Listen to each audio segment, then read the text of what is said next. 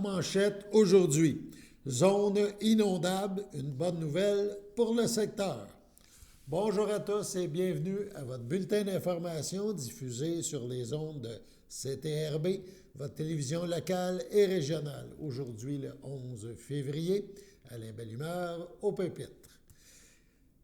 Hier se déroulait la séance mensuelle du Conseil municipal de l'Île-du-Pas.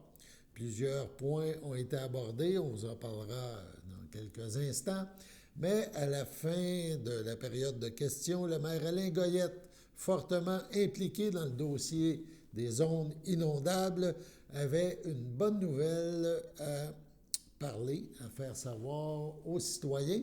Il a aussi parlé au niveau de la santé, donc deux. On dirait une bonne nouvelle, mais c'était deux. On l'écoute. Je veux dire aux citoyens que les 2 dernières semaines ont été intéressantes dans l'avancement du dossier des zones inondables.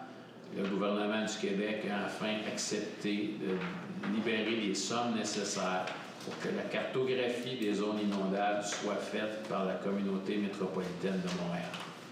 La communauté métropolitaine de Montréal est intéressée à la faire, cette cartographie-là. Il reste quand même des détails administratifs, il reste quand même des ententes à savoir exactement le mandat exact qui va être confié, mais ça, c'est un avancement majeur. Je rappelle, encore une fois, il n'y a aucune carte officielle des zones inondables qui est disponible. Il n'y en a pas. Ça fait que, oui, il y a plusieurs citoyens qui m'arrivent avec un papier dans les mains, c'est pas des papiers officiels, c'est souvent des études, des avances ou un projet, mais c'est pas une prévision, c'est une prévision, mais c'est pas des cartes officielles. Fait que ça, déjà là, c'est une très bonne annonce. L'autre dossier, le 6, le centre hospitalier, a renouvelé ses ententes pour le soutien à domicile. Dans la MRC de Dautré, c'est la même structure qui va rester, fait qu'il n'y aura pas de changement. Dans d'autres MRC, il y a des changements. Je veux juste aviser nos citoyens que si vous entendez parler par votre famille ou des connaissances qu'il y a des changements là-dessus, nous ici, il n'y en a pas. Ça ne change rien. Service à domicile, ça va être les mêmes personnes. Ça va être les mêmes systèmes qu'avant. Ça ne veut pas dire qu'une personne en particulier ne changera pas de job, là, mais je veux dire, il n'y a pas de changement majeur de ce côté-là. C'est tout ce que je voulais dire. Est-ce que vous avez des questions, des commentaires, messieurs, dames? Au niveau loisirs et culture, les membres du Conseil de l'Île-du-Pas ont discuté de 2 événements. La tenue d'un événement, le marché printanier de l'Île-du-Pas édition 2026 et le camp de jour intermunicipal avec la ville de Berthierville. Camp de jour intermunicipal. Attendu que la municipalité de la Visitation de l'Île-du-Pas a bien reçu le protocole d'entente relatif au camp de jour 2026 et que nous avons été étonnés d'y constater l'ajout de frais de 10 $ par enfant par semaine sans justification ni démonstration des coûts réels à l'appui de cette décision. Attendu que nous souhaitons rappeler que ce camp de jour se déroule dans une école appartenant à la Commission scolaire des Saint-Maur et non à la ville de Berthierville, ce qui soulève d'autant plus d'interrogations quant à la nature et la pertinence de ces frais additionnels et que dans ce contexte, ce montant apparaît arbitraire et difficilement conciliable avec les coûts réellement assumés. Attendu qu'au-delà de l'aspect financier, nous croyons fermement que l'accès à nos enfants à un camp de jour sécuritaire et de qualité ne devrait jamais être fragilisé par une mésentente administrative entre les municipalités. Attendu que, pour de nombreuses familles, le camp de jour représente bien plus qu'un service. C'est un milieu de vie essentiel, un soutien à la conciliation travail-famille et un espace d'épanouissement pour nos jeunes. Attendu que nos enfants valent bien plus qu'un différent de 10 $ et qu'ils méritent que nos décisions soient guidées par la transparence, l'équité et un esprit de collaboration, plutôt que par des frais dont la justification demeure nébuleuse. En conséquence, les proposés pairs appuieraient par et résolu que la municipalité de la Visitation n'a pas l'intention d'assumer ces frais supplémentaires et demande respectueusement à la ville de Berthierville de revoir sa position dans l'intérêt des jeunes citoyens et des familles que nous servons collectivement. Qu'une copie de la présente résolution soit envoyée aux municipalités de Berthierville et de Sainte-Geneviève-de-Berthier. Je tiens à souligner que la même résolution a été prise par la municipalité de Sainte-Geneviève-de-Berthier lors de sa dernière séance. Le but de ça, c'est pas de confronter, on veut discuter avec la Ville de Berthierville. On a énormément de dossiers ensemble qu'on doit régler dans les prochaines années qui sont échus. C'est pas le temps de se décider d'un côté unilatéralement de changer une entente. Il faut apprendre à s'asseoir et en parler. Quand on s'entend ensemble, en même table, c'est bien mieux que de décider unilatéralement de changer quelque chose. On a une bonne collaboration avec le maire de la municipalité. On a peu de communication avec les conseillers, mais j'espère en arriver à le même niveau d'entente qu'on a avec le maire et avec les conseillers pour élucider ce dossier-là et tous les autres dossiers qu'on a. On a le dossier de la bibliothèque, on a le dossier de la caserne de pompiers, le dossier de l'aqueduc, il y en a plein. Il faut s'asseoir ensemble et régler ça. Là, pour celui-là, c'est celui du camp de jour. Je prendrai un proposeur. Mme Jacinthe Drainville propose. Monsieur Alexandre Salois-Lapointe seconde. Est-ce que c'est unanime? Oui. Merci beaucoup. Loisirs et culture. 10.1. Tenue de l'événement Marché printanier à l'île du Pas, édition 2026. Considérant le conseil municipal désire que la municipalité de la Visitation de l'île du Pas se distingue par son offre événementielle par le biais de la tenue d'un troisième marché printanier, il est proposé par appui et par et résolu que soit autorisée la tenue de l'événement Marché printanier de l'île du Pas, édition 2026, prévu le 1er mai entre 16h et 20h et le 2 mai 2026 entre 10h et 16h à l'église de la Visitation de l'île du Pas. Cette année, notre marché printanier, les dates sont fixées. Que soit autorisées les diverses dépenses nécessaires à la tenue de l'événement et incluant la publicité, à même le poste budgétaire 02 702 00 999. Je prendrai un proposeur, M. Alexandre Salois-Lapointe propose, Mme Jacinthe Drainville seconde. Est-ce que c'est unanime? Oui. Merci. Au point suivant, on parle d'appui financier, tout d'abord au groupe d'entraide en toute amitié, également à la CIRBI. On retourne au conseil municipal à l'île du Pas. 8.1 CIRBI demande d'appui financier 2026. Considérant la lettre de janvier 2026 reçue de M. Jean Castonguay, président de la CIRBI, dans laquelle demande est faite à la municipalité de la Visitation de l'île du Pas une demande d'appui financier afin d'appuyer leur participation au développement touristique et régional, et ce pour une somme de 2 000 $. Considérant qu'étant un OBNL, la CIRBI se doit de gérer rigoureusement son budget afin de mettre en valeur un paysage exceptionnel en bordure du Saint-Laurent, ainsi que la conservation des milieux humides depuis plus de 40 ans et qu'elle offre un accès libre aux installations tout au long de l'année. Considérant que la CIRBI est un OBNL important au niveau touristique, considérant que les crédits sont disponibles au budget 2026 à Saint-Effet, il est proposé par appui et par et résolu que la municipalité de la Visitation de l'île du Pas apporte un appui financier à la CIRBI d'un montant de 2 000 $ dans le but de favoriser leur implication dans le développement touristique de la région, doit affecter cette dépense au poste de subvention comité et au BNL, poste budgétaire 02 701 90 970. Le proposeur, Mme Jacinthe Drainville propose. M. Martial, seconde. Est-ce que c'est unanime? Oui. Merci. 5.5. Groupe d'entraide à toute amitié demande de dons pour les dîners à l'école. Considérant la lettre reçue le 28 janvier 2026 de Mme Linda Robillard, bénévole responsable des dîners écoles du groupe d'entraide en toute amitié, dans laquelle demande est faite à la municipalité de la Visitation de l'île du Pas une demande de dons pour les services de dîner pour les écoles primaires du Chemin du Roi à Berthierville. Considérant qu'il y a actuellement 55 enfants inscrits au repas chaud à raison de 3 fois par semaine, considérant que les besoins sont grands et en augmentation et qu'au vu de l'inflation, de plus en plus de familles ont de la difficulté à arriver financièrement et que trop d'enfants ne mangent pas suffisamment à la maison. Considérant que les membres du conseil municipal désirent encourager les objectifs poursuivis par le groupe d'entraide en toute amitié et lui témoigner leur support, il est proposé par appuyé par et résolu d'accorder un don de 750 $ au groupe d'entraide en toute amitié pour les services de dîner pour les écoles primaires du Chemin du Roi de Berthierville. Que cette contribution soit imputée au poste budgétaire 02 701 90 970. Je prendrai un proposeur. Mme Maryse Cochin propose, appuyé par M. Alexandre Salois-Lapointe. Est-ce que c'est unanime? Oui. On termine ce tour d'horizon du conseil à l'île du Pas du 10 février Il a été question de formation, voilà, je cherchais le mot, de formation pour les élus. On écoute un petit résumé de ce que les élus ont pu apprendre. 4.5. Rapport de la directrice générale et greffière trésorière sur la participation des élus à une formation sur l'éthique et la déontologie. Considérant que l'article 15 de la loi sur l'éthique et de la théologie... C'est pas la même affaire. Une coupe de bâtisse à côté. Considérant que l'article 15 de la loi sur l'éthique et la déontologie en matière municipale...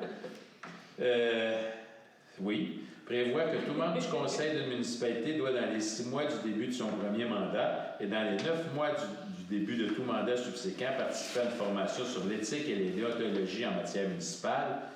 Considérant que le membre du conseil doit, dans les 30 jours de sa participation à une telle formation, déclarer celle-ci au greffier ou au greffier trésorier de la municipalité qui en fait rapport au conseil. Considérant que Mesdames Jacinthe Drainville, Maryse Courchaine, ainsi que Messieurs Alain Goyette, François Drainville, Alexandre Salois-Lapointe et Martial Bellé ont récemment déclaré à la directrice générale et greffière trésorière qui avait participé à une formation sur l'éthique et la déontologie en matière municipale dispensée par la Fédération québécoise des municipalités le 28 janvier 2026. La directrice générale et greffière trésorière va nous faire rapport au conseil municipal en déposant les avis à ce sujet qu'elle a reçus des élus municipaux. Pour ces motifs, il est proposé par appuyé par et résolu de prendre acte du rapport de la directrice générale à cet effet et de l'autoriser à déposer cette liste sur le site Internet de la municipalité de visitation de l'île du Port. Je prendrai proposition. M. François propose, secondé par M. Alexandre Salois-Lapointe. Est-ce que c'est unanime? Oui. On a tous eu la formation obligatoire. Bien, il y en a qui restent à finir, mais on va toute l'avoir eu. La même chose pour participation à une formation sur le système municipal. Considérant que la loi sur le ministère des Affaires municipales des régions et de l'occupation du territoire prévoit que...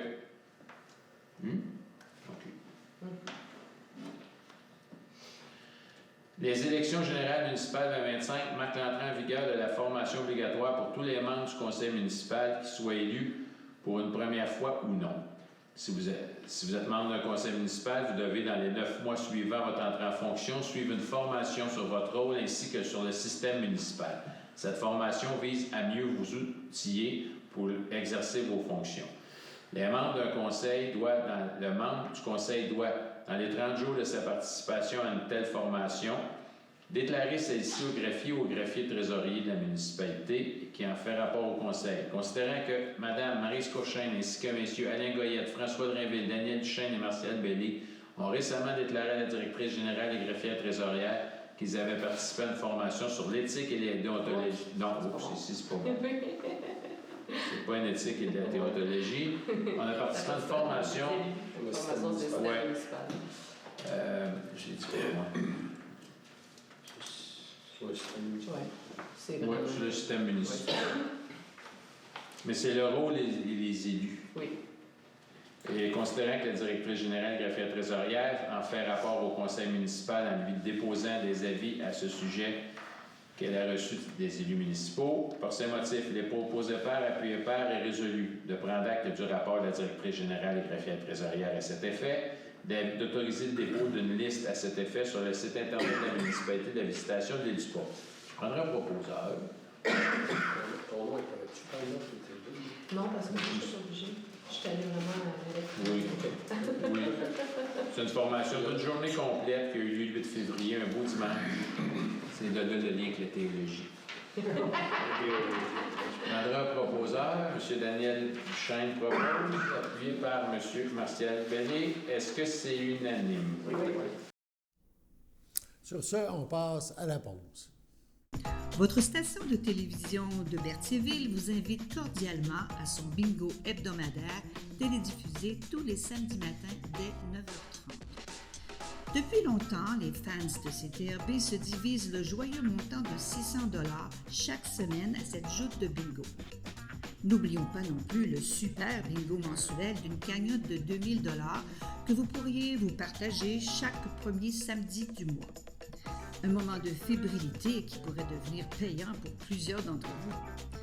Pour vous procurer ces fameuses cartes de jeu, les dépositaires participants sont à Berthierville, le dépanneur Formule 1, la station-service Armois sur le boulevard Gilles Villeneuve, le marché IGA Extra Famille Mont-d'Or sur la rue Gabrielle Brissette, le marché Métro Boucher sur la rue Notre-Dame et la pharmacie Proxime sur la rue Frontenac. À Saint-Ignace de Loyola, le dépanneur Proxy sur la rue de la Traverse, la boucherie Aldo sur le rang Saint-Michel. C'est donc un rendez-vous hebdomadaire chaque samedi matin à 9h30 sur les ondes de CTRB, votre télévision locale et régionale, celle-ci toujours en haute définition. Toute l'équipe de CTRB vous remercie de votre fidélité et vous souhaite bonne chance.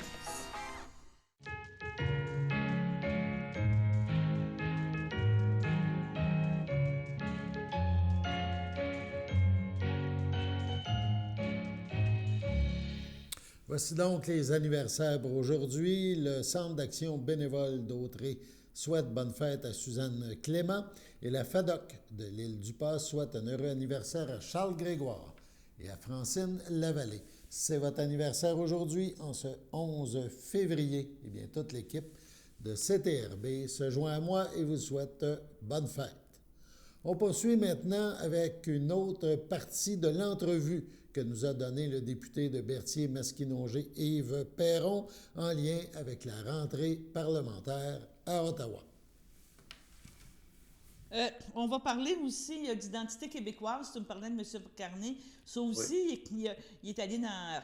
Il est allé fort, là, comme on pourrait dire, les réactions. Autant les gens appréciaient, entre guillemets, son discours à Davos, autant le discours à Québec a été, je ne dirais pas offusqué, là, je cherche un mot poli. Là. Ah, c'est un discours qui était complètement débile et loufoque, sans aucune base. Vous savez que moi, j'étais prof d'histoire avant d'être député. Là. Fait que je suis un de ceux que tu t'écoutes ça et tu fais, ben voyons donc, de quel monde il sort ce clown-là. Tu sais, en tout respect, là, je ferme les guillemets, c'est ça la réaction. Fait que, oui, sauf qu'il ne faut pas non plus parler que de ça pendant des mois et des mois, mais on avait le devoir de le dénoncer, on le fait. Puis ça démontre la très mauvaise connaissance du Québec de M. Carney, peut-être même le fait qu'il s'en préoccupe très peu, tu sais, c'est sur le bord du mépris, là. De dire que la bataille des plaines d'Abraham, c'est une rencontre amicale de début de collaboration, il faut quand même le faire, là. Puis là, je ne vous parle pas des pendaisons puis tout ça, là, tu sais, à un moment donné, on pourrait tourner ça pendant... Puis là, j'ai entendu des commentateurs dire « Ah, le Bloc québécois est juste dans l'histoire. » Ben, ouais, un instant, là, on n'est pas juste dans l'histoire, on rétablit des faits, puis on ne laissera pas un premier ministre canadien quand même, tu sais, c'est pas deuxième voisin d'à côté de chez vous qui a dit une niaiserie, là, c'est le premier ministre du Canada, là. Moi, je pense que c'est notre devoir de corriger ces informations-là, c'est important, là. Puis nos citoyens, d'ailleurs, n'ont pas à accepter des bêtises comme ça, là. Peu importe la grandeur du bonhomme ou le respect qu'on peut lui porter, là, à un moment donné, quand tu dis une niaiserie, tu dis une niaiserie. Ce qu'on dit de Trump, là, ben, oui, c'est ça, je comprends. C'est loin d'être comparable, on va se le dire. Non, c'est d'accord. Stable et prévisible, mais cette fois-là, c'était pas une bonne journée, maintenant. On se disait comme ça. Quand tu veux venir rassembler, faire un message rassembleur au Québec, ben, il ne faut pas te mettre à dire des bêtises, là. OK. On parle d'identité québécoise, il y avait...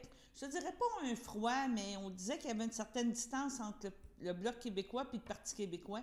Mais je pense que dernièrement, justement, c'est à Saint-Hyacinthe qu'il y a eu aussi le rassemblement PQ. Je pense que ça s'est mieux passé, là. Il y a eu un rapprochement, il y a eu quelque chose... Ouais. Tu sais, Daniel, il n'y a pas vraiment eu de froid entre le Bloc québécois et le Parti québécois. Les journalistes auraient aimé dire qu'il y avait une chicane. Mais tu sais, il y a eu, à un moment donné, une mise au point au niveau des candidatures. C'est ça qui s'est passé. T'sais. Puis c'était pas un gros enjeu, là. C'était le fait qu'on se maraude pas trop. T'sais. Mais quand les gens sont pas en poste, puis qu'ils veulent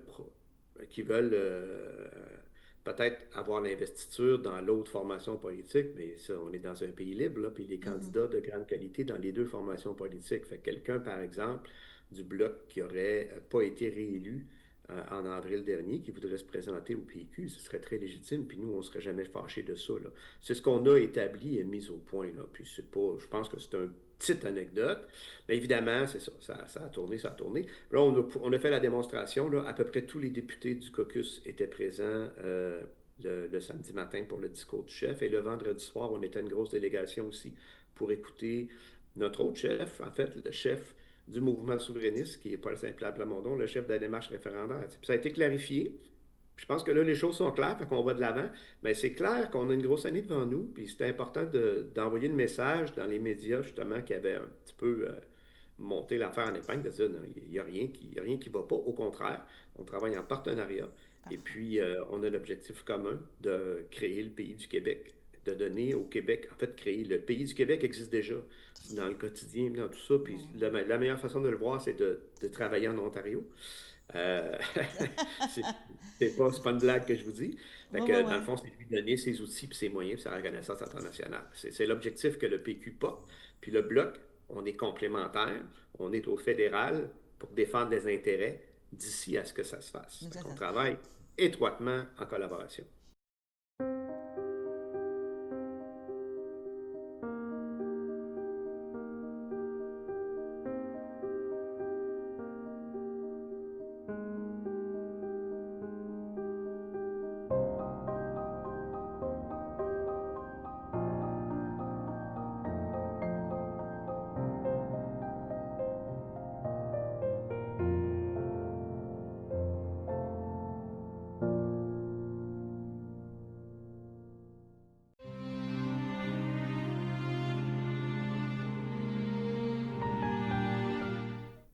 Au centre hospitalier de la Naudière, le 24 janvier dernier, à 77 ans, est décédée Mme Lucie Frappier, épouse de M. André Hainaut, demeurant à Berthier.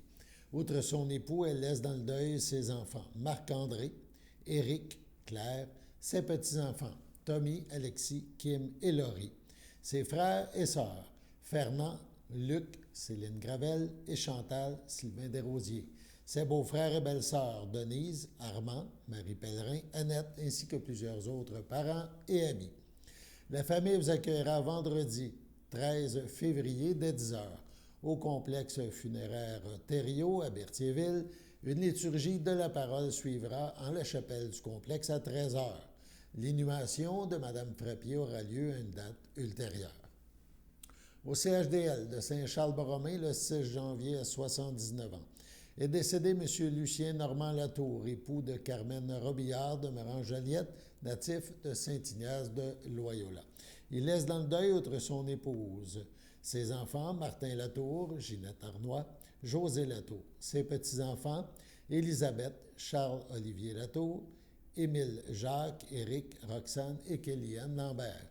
Ses sœurs, son frère, ses beaux-frères et belles-sœurs, Lauriane Latour, Dorothée Latour, feu Angelbert Guévremont, Jean-Philippe Latour, France Boucher, Pauline Robillard, feu René Brunel, Marguerite Joly, feu Roland Robillard, Suzanne Champagne, feu Denis Robillard, Claudette Robillard, Marcel Robillard, feu Monique Moreau, Daniel Robillard, Lise Belle-Rose, Monique Robillard, Serge Gadouri, Diane Robillard, Yvon Lacourcière, Michel Robillard, Louise Robillard, Alain Dubois, René Robillard, Louise Latour, ainsi que plusieurs neveux, nièces, autres parents et amis.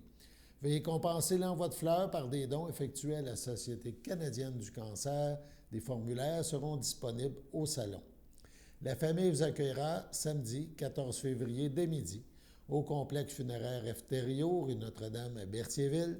Suivra une liturgie en la chapelle du complexe à 14h30. Au CHSLD Parfilia Ferland à Saint-Charles-Borromée, le 19 janvier dernier, à 65 ans, est décédé M. Yvon Farley, conjoint de Mme Chantal Bellumeur, demeurant à La Velleterie. Outre sa conjointe, il laisse dans le deuil ses enfants, Claudia, Guillaume Desjarlais, Francis, Sarah, Simon Beaulieu-Côté, ses petits-enfants, Clément Desjarlais, Victor et Margot Farley-Côté, son frère Jean Muriel Dumontier, ses neveux, ses nièces, ainsi que plusieurs autres parents et amis. La famille vous accueillera dimanche 15 février dès 10 h au complexe funéraire F. Thériault, 741 Notre-Dame à Berthierville. Une liturgie suivra à la chapelle du complexe à 15h30. L'inhumation de M. Farley suivra à une date ultérieure. À l'hôpital de Lanaudière, le 10 janvier dernier, à 79 ans, est décédé M. Claude Rousseau, conjoint de Guylaine Murphy, demeurant à Saint-Ignace de Loyola. Il laisse dans le deuil, outre sa conjointe, ses enfants, Pierre Rousseau, Claude Rousseau Jr., Sylvie Préville, ses petits-enfants, Billy, Michael, Amael, ses frères et sœurs, Nicole Rousseau, feu Jean-Claude Pouliot, feu Normand Rousseau, feu Serge Rousseau, Daniel Rousseau, Madeleine Fafard, Hélène Rousseau, Raymond Provost, François Rousseau, Sylvie Miron, Sylvie Rousseau, Jimmy Carter, ses beaux-frères et belles-sœurs, Normand Murphy, feu Jeanne d'Arc Maigrat, Roger Murphy, feu Donald Murphy, Danny Laforêt, Shirley Murphy, Fabrice Saint-Martin, Jerry Murphy, Dorothée Murphy, feu André Lecomte, feu Jimmy Murphy, ainsi que plusieurs neveux, nièces, autres parents et amis. La famille vous accueillera samedi 21 février dès 13h en l'église de Berthierville, où les funérailles auront lieu le même jour à 14h. La famille Bonnet, Patrick, Pierre, Julie, Daniel et Anne, ses frères Jean-Marc Bonnet et feu Juliette Pagé et Georges Bonnet, feu Sylvie Étier, ses petits-enfants Guillaume, Sarah Maud, Zia, ont le regret de vous annoncer le départ de M. Vincent Bonnet, qui nous a quittés le 18 janvier dernier au CHSLD des Moulins. Paisiblement, il est parti rejoindre sa tendre épouse, feu Cécile Chrétien, ses parents, feu Mathias Bonnet et feu Florida Coulombe, son frère, feu Léo Bonnet, ses sœurs, feu Lucie Bonnet et feu Mariette Bonnet. Il laisse aussi dans le deuil son meilleur ami Paul Raymond, Linda, ainsi que plusieurs neveux, nièces, beaux-frères, belles-sœurs et amis.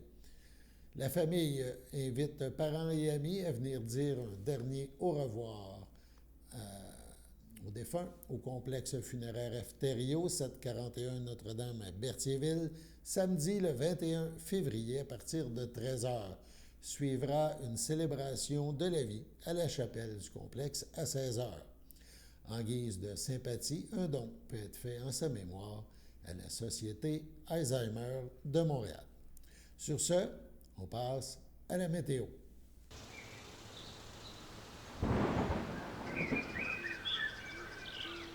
Bienvenue à votre météo de cette semaine. Aujourd'hui, mercredi soir, ce sera des averses de neige isolées, une température de moins 5, un temps ressenti de moins 9, moins de 1 cm de neige. Mercredi nuit, ce sera des passages nuageux, une température de moins 11, un temps ressenti de moins 17. Jeudi matin, ce sera ensoleillé, une température de moins 10, un temps ressenti de moins 15. Jeudi après-midi, ce sera ensoleillé, une température de moins 3, un temps ressenti de moins 5. Jeudi soir, ce sera dégagé, une température de moins 9, un temps ressenti de moins 14. Jeudi nuit, ce sera généralement dégagé, une température de moins 19, un temps ressenti de moins 24. Et voilà, c'était tout pour votre météo.